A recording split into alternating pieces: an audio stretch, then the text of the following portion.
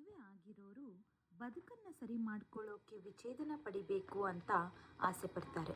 ಮದುವೆ ಆಗದೇ ಇರೋರು ಮದುವೆ ಆಗಬೇಕು ಅಂತ ಆಸೆ ಪಡ್ತಾರೆ.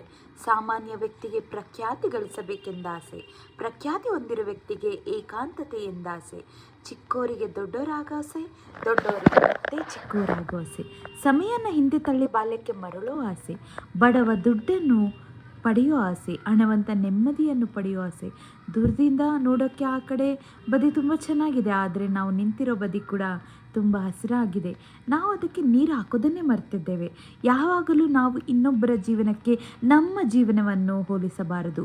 ಅವರ ಜೀವನ ತುಂಬ ಚೆನ್ನಾಗಿದೆ, ನಾವು ಮಾತ್ರ ಯಾಕೆ ಹೀಗೆ? ನಮ್ಮ ಬದುಕನ್ನೇ ನಾವು ಮರ್ತಿದ್ದೇವೆ ಫ್ರೆಂಡು. ಎಲ್ಲರಿಗೂ ಎಲ್ಲನೂ ಸಿಗಲ್ಲ, ಆದರೆ ಏನು ಸಿಗಬೇಕು ಅದು ಸಿಕ್ಕೇ ಸಿಗುತ್ತೆ.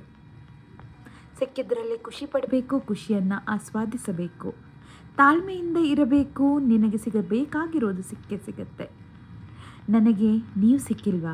ಹಾಗೆ ನೀವು ಕೇಳ್ತಿದ್ದೀರಾ ಭಾವಗಳ ದನಿ. ನಾನು ಕನ್ನಡದ ಅಪ್ಪಟ ಅಭಿಮಾನಿ.